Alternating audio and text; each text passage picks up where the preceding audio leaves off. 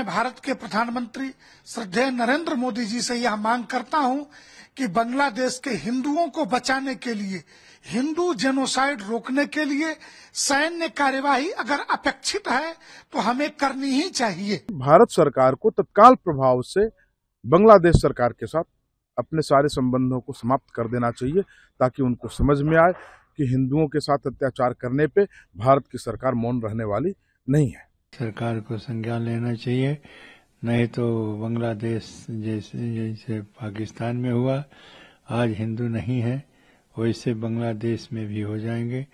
धार्मिक नेता इस्कॉन के चिन्मय दास जी की गिरफ्तारी बेहद निंदनीय है।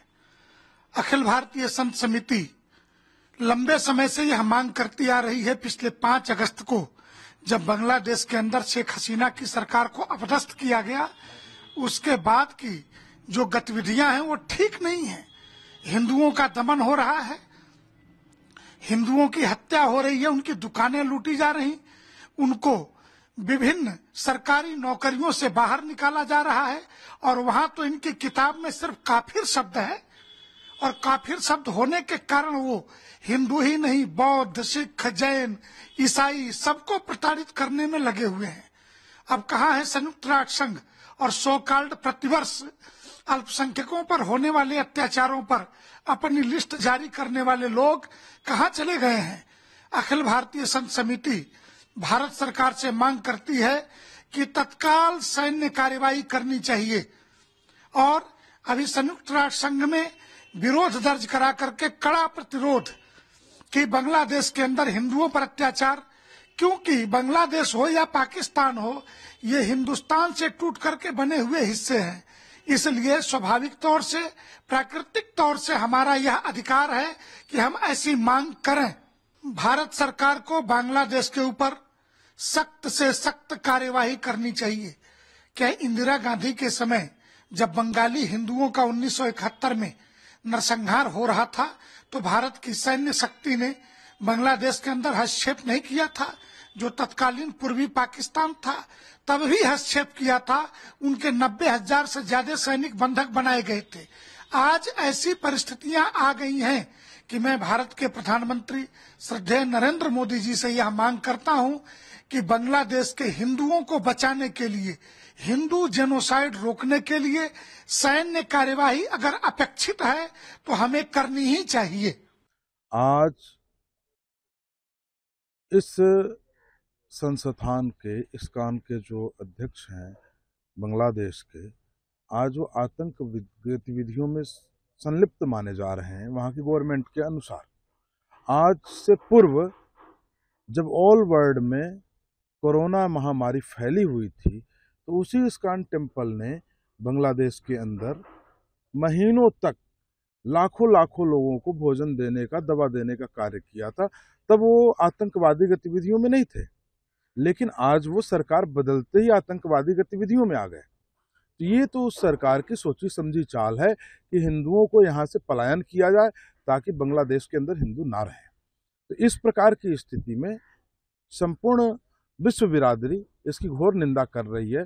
अभी जो है हमारे अमेरिका में जो चुनाव हुआ, डोनाल्ड ट्रंप ने भी इसकी घोर निंदा की कि बांग्लादेश के अंदर हिंदुओं के ऊपर अत्याचार किया जा रहा है। तो जो सत्य है वो सत्य है, इसकी घोर निंदा की जानी चाहिए।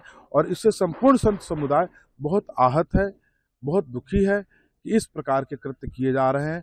हालांकि यह कोई नया कार्य नहीं है बांग्लादेश और पाकिस्तान का, ये पुराने कार्य हैं।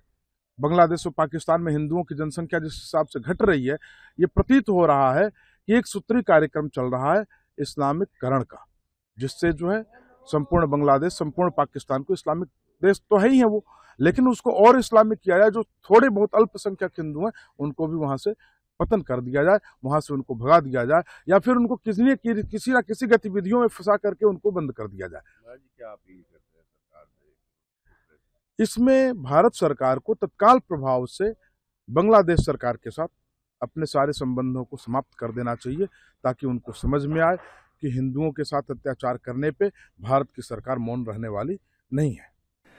वह हिंदू मुस्लिम दोनों के साथ लेकर चलने वाले हैं और उनको देशद्रोही कैसे कह दिया? देशद्रोही करना गलत है और उसको जेल में भेजना भी गलत है। जितना भी काम बांग्लादेश ने हिंदुओं के ऊपर अन्याय किया या कर रहा है, वो इसी से पता चलता है कि इसी सामान्य हिंदुओं का क्या दशा होगी यह बांग्लादेश में। इसी से पता चलता है कि एक स्कार्क व्यक्ति जो हिंदू मुसलमान दोनों के साथ जोड़ करके और शांति करने का प्रयास करता है, उसे देशद्रोही कहते हैं। और देशद्रोही करके और जो जिस तरह से उसे जेल में बंद किया गया है वो बहुत ही गलत है, और जमानत भी खारिज कर दिया। ये बहुत गलत किया कोर्ट ने, और कोर्ट के साथ में वहाँ के जो शासन है वो एकदम हिंदुओं के पीछे पड़ गया है, और हिंदुओं के साथ अन्याय जो हो रहा है वो बहुत ही गलत है। और इस पर हम तो कहे थे कि सरकार को संज्ञान लेना चाहिए, नहीं तो बांग्लादेश जैसे पाकिस्तान में हुआ, आज हिंदू नहीं है वैसे बांग्लादेश में भी हो जाएंगे।